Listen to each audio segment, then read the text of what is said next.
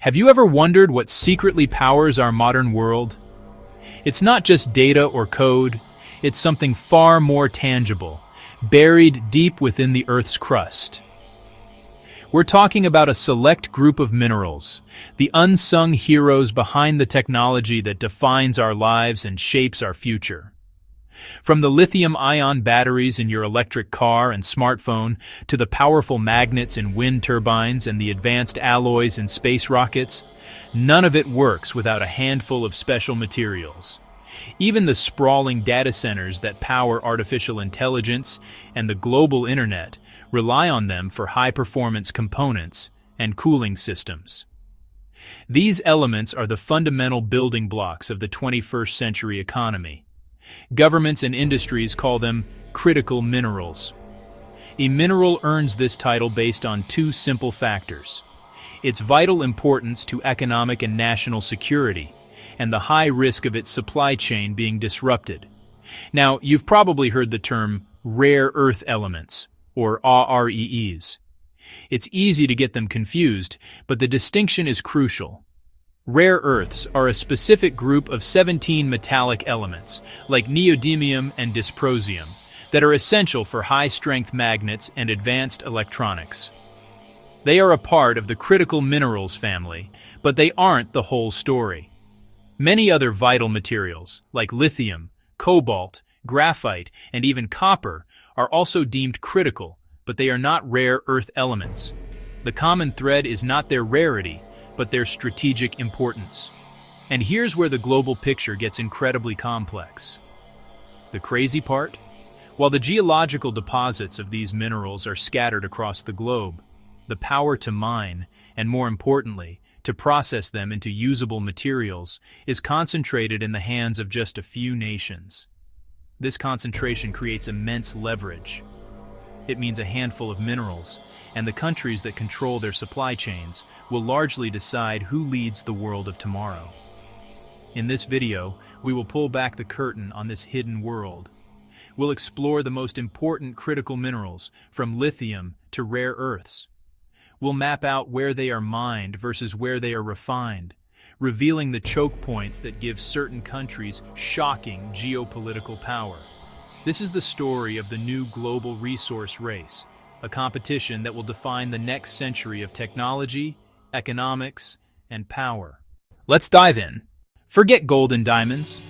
Today's most valuable minerals are the ones powering new technology: electric vehicles, smartphones, renewable energy, artificial intelligence, advanced military systems. You're about to hear minerals you've probably never heard of, yet without them, modern life basically stops. Right now, the most strategically valuable minerals are called rare earth elements. These include neodymium, dysprosium, terbium, praseodymium. They're used to build electric motors, wind turbines, advanced magnets, missile guidance systems, and next-gen electronics.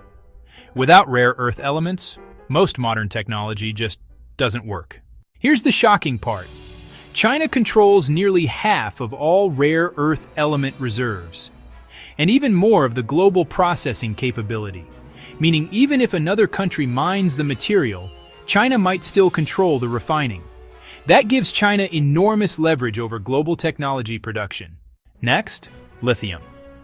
Often called white gold, this incredibly light and reactive metal is the cornerstone of our electrified world.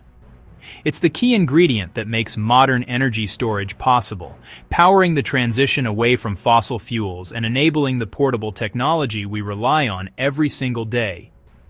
At its core, lithium's power comes from its ability to store and release vast amounts of energy in a lightweight package. It's the heart of the lithium-ion batteries used in a growing list of essential technologies. Different battery chemistries, like nickel-manganese cobalt or NMC, offer high energy density for long-range performance. Meanwhile, lithium iron phosphate, or LFP batteries, are gaining ground in many sectors for their lower cost and enhanced safety. This versatility makes lithium indispensable. We see its impact in the electric cars that are redefining transportation, in the massive grid-scale batteries that stabilize our power supply from wind and solar, and in the smartphones and laptops that connect our digital lives. But where does all this lithium come from? The world's lithium is primarily extracted from two distinct sources. The first is from underground brine reservoirs, found beneath vast salt flats, or salars. This brine is pumped to the surface into massive ponds, where the sun evaporates the water over many months, leaving behind a concentrated lithium solution. The second major source is hard rock mining, where a mineral called spodumene is blasted from open-pit mines and then crushed and processed to extract the lithium. These different extraction methods create distinct geographical centers of power. The largest brine-based reserves are concentrated in South America. Bolivia, Argentina, and Chile hold the majority of the world's known resources. This region is famously called the Lithium Triangle. However, holding reserves is different from being the top producer. While the triangle has immense potential, its development faces challenges, including significant water usage for brine evaporation, complex local politics, and community concerns. In contrast, Australia, with its vast hard rock mines, is currently the world's leading producer of lithium. This dynamic between reserves and production highlights the geopolitical complexity of this critical resource. As demand continues to soar, the Lithium Triangle and other emerging regions could become some of the most powerful and strategic resource zones in the world over the next decade. Another critical mineral is cobalt. Without it, high-capacity batteries simply aren't possible. Who controls cobalt? Surprisingly, the Democratic Republic of Congo. More than 50% of the world's supply comes from just one country. That means a single location influences the future of renewable energy. Even the battery anode is built with graphite. China currently has the largest natural reserves and dominates global processing. Once again, technology supply chains rely heavily on one superpower, and we can't forget copper. As the world electrifies, demand for copper is skyrocketing. It's used for power grids, charging stations, electric motors, and basically all electronics. China again leads production, followed by Peru and Chile. Here's the mind-blowing part. These minerals aren't just valuable, they're strategic power. Control the minerals, and you control the future of energy, artificial intelligence, military capability, global manufacturing, and economic growth. Many people believe the next geopolitical conflict won't be over oil, but over rare earth minerals.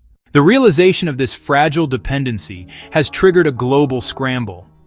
Countries like the US, Japan, and the European Union are no longer passive consumers. They are now active players in a high-stakes geopolitical game, racing to secure their own supplies. This isn't just a vague policy goal, it's manifesting in concrete actions. We're seeing massive government investments, like the US Inflation Reduction Act and the EU's Critical Raw Materials Act, designed to incentivize domestic mining, processing, and recycling. Nations are forming new strategic alliances, creating friend-shoring networks to build more resilient supply chains with trusted partners. They are also building up strategic stockpiles of these essential materials, creating a buffer against potential supply shocks or politically motivated export controls. The goal is clear: to reduce reliance on a single source and regain control over their economic destinies. Because this isn't just about having the latest technology, it's about national survival in the 21st century. The transition to green energy, the backbone of modern defense systems, and the explosion in artificial intelligence all run on these critical minerals. A nation that cannot secure a stable supply of lithium, cobalt, rare earths, and copper risks ceding its industrial base, its energy independence, and its geopolitical influence. The competition for these resources is a proxy war for technological supremacy and economic leadership.